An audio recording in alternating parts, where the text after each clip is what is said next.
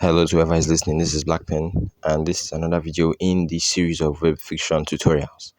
Today we're going to be discussing chapter mechanics, but before we dive into that, I want to appreciate everybody who has engaged on previous videos, who has liked, who has viewed, who has commented, who has even referred this channel to anyone else. I want to thank everybody who has subscribed, especially. I appreciate every one of you, and your support is giving me motivation to keep going. This channel is only 1 week old, 1 week and a day old. And I appreciate the love, I appreciate the engagement, I appreciate everybody who has reached out to me to say, oh, you're doing some good work. I appreciate you. Now, if you go to my profile, you're going to see three links. The first link is a link to a book on Seller, comprehensive web fiction guide. The second link is a link to my Facebook profile if you want to engage with me on Facebook. The third link is the link to the WhatsApp extension group of this channel. What goes on in the WhatsApp extension group? I simply update you directly on when I drop new videos. You can engage with me directly. You can also ask questions on anything you have watched in these videos that you need more clarification on. You can ask more questions about anything. You can speak to me directly. That's a WhatsApp group. So that's for that. Now, on to the topic for today, chapter mechanics. Now, what are chapter mechanics? The topic simply encompasses everything that has to do with structuring, formatting, and preparing your chapter, the chapters in your story, be it chapter 1, chapter 90, chapter 150, all the chapters. Now, you can see at any point in this video, if you feel you want to read the notes, you can pause the video because I will not be focusing too much on the notes is for you. I will simply be explaining. Yeah. So now, as you can see here, a chapter is divided into three parts: the beginning, the middle, and the end. The beginning, middle, and the end. Now, you can see that the beginning of a chapter is for marketing. What do I mean? The way you introduce a chapter will determine whether a reader is interested enough to want to finish it or not. So now, the beginning of the chapter is for marketing, to sell the whole chapter to your reader, to make a reader want to read. The midpoint is where you flex your creativity. That's where your chapter content lies. Then the end is to encourage continuity. What do I mean by that?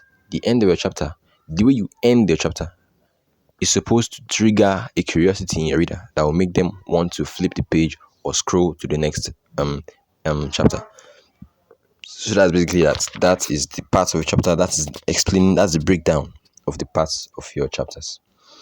Now, since we have established that the beginning and the end are so important, yes, the midpoint is there for your chapter content, but the beginning and the end are for other purposes. That's for extra purposes. They're not just for writing, they're for marketing. So how do we go about it? That's what we're going to next. Starting a chapter. You can see there are 3 tips here on how to start a chapter. The first one says, don't directly continue from where you stopped in the previous chapter. Let's say you're writing chapter 2. If chapter 1 ended with 2 people in a room and one was pointing a gun at each other, at the other one, if that was your cliffhanger for chapter 1, when you start chapter 2, don't continue from that scene. Drag it a little bit. Drag the suspense. Prolong the suspense. That's the thing. Because your reader will start reading chapter 2, waiting to see where that scene from chapter 1 will continue, which means you are basically giving them more reason to want to read your book more. So prolong suspense. Learn how to prolong suspense. If you ended chapter 1 on a certain note, or chapter 15 on a certain note, or chapter whatever on a certain note, the next chapter should not continue. No.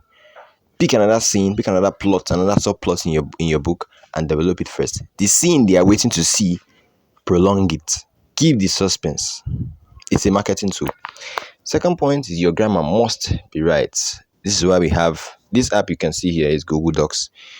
And there are also it has a spell checker of its own, but there are also other spell checker apps. Feel free, use these apps and make sure that you have at least 90%, 95% of your words cross-checked by a proper editing app so that your grammar will be right. If your chapter is consisting poorly written grammar, nobody will want to read it. Again, the last point here under how to start chapter, start with a hooker. Now, what is a hooker? A hooker is simply this the you can say is the brother or the sister of a cliffhanger. It's only different in the sense that it comes at the beginning of the chapter. It's just like a hooker is basically a cliffhanger at the beginning. Yeah, let me put it like that. Now, what's the purpose of a hooker? It is an intentional curiosity stirring one liner or two liner that reels in, draws in your reader and makes them want to read more. That is to read the full chapter. So it's like a cliffhanger at the beginning. Types of hookers: dialogue hooker. This is when you have a piece of dialogue that stirs curiosity, that sparks interest, that intrigues your reader. Now you can see examples of dialogue hookers at the beginning. You can see, I got it, I got it, I got it. When a reader sees I got it, I got it, I got it at the beginning of a chapter, they'll be like, got what? Who is speaking? What are they speaking about? That's already, you've already drawn them in, you've already stirred up curiosity in them. Second example, all these things you're seeing, all these samples you're seeing are from books that I wrote myself. Neo, would you stop pacing the freaking room? That's a question. A question already is stirring up curiosity because you don't know who's asking the question. You don't know why Neo is pacing, and you want to know why is there a question. It's curiosity already. Then that is for dialogue hookers. I just gave samples. You can see this sample one, not sample chapter one. Sample one says is talking about like is a statement, exclamation mark. Sample two, question mark. So all these things that hook your reader in one line. You can see one liner, one liner. So now description hooker. This is a sleek piece of description written with the same intent and the same manner. It's the same thing as a dialogue hooker. The only difference is that this one is not dialogue, this one is description. The same thing in the sense that the purpose, the intent is the same. Now, examples of a description hooker. Number one, the sound of chirping birds that have become familiar due to constant hearing, the soft feel of the bed beneath her, and the unmistakable feeling of awareness of her surroundings. It could only mean one thing: she was alive. Already, I don't need to force myself. Having written a hooker like this, a description hooker like this, my reader is already hooked. They are already drooling. They want to know what's next. The next example says the room, although filled with people who were sharing the oxygen circulating in it, was abnormally cold, most likely due to the tension filling and encapsulating the atmosphere, so much so that one could almost touch it. This gathering here was anything but a delightsome reunion. I don't need to stress myself once again. Having crafted this kind of hooker, the reader is already you can already see them salivating for what this chapter holds. So that's like how you can write your hookers. You need to think of something that would draw curiosity, whether it's dialogue or description, at the beginning of a chapter. Because if the beginning of a chapter is not, everybody talks about cliffhangers. Nobody talks about at the beginning of the chapter. They are all saying, oh, every chapter should end with a cliffhanger. Nobody tells you that the beginning of chapter should also be interesting enough. Because if you don't like the beginning of chapter, you will not read long enough to get to the cliffhanger. So that's why hookers, for me, hookers are more important than cliffhangers. Cliffhangers are also important. I'm not taking anything away from them, but hookers are more important because they're at the beginning. Now we move on to editing a chapter. Oh, sorry, ending a chapter, not editing. Ending a chapter. Ending a chapter consists already, you should know what to expect: a cliffhanger.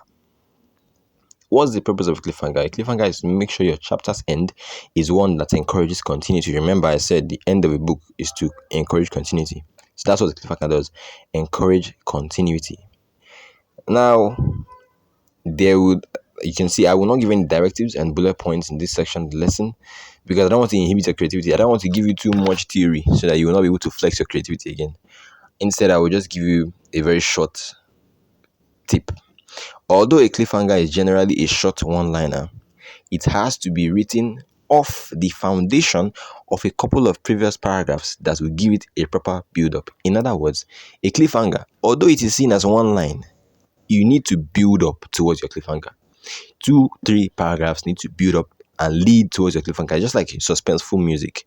Suspenseful music has a point where it peaks and gives the highest suspense, but it doesn't just arrive at that point. There has to be build up. the beginning of the music, the beginning of all this before everything comes together. So it's writing a cliffhanger is just like playing suspenseful music. There is a peak, but they have to be built up. Now let's look at examples.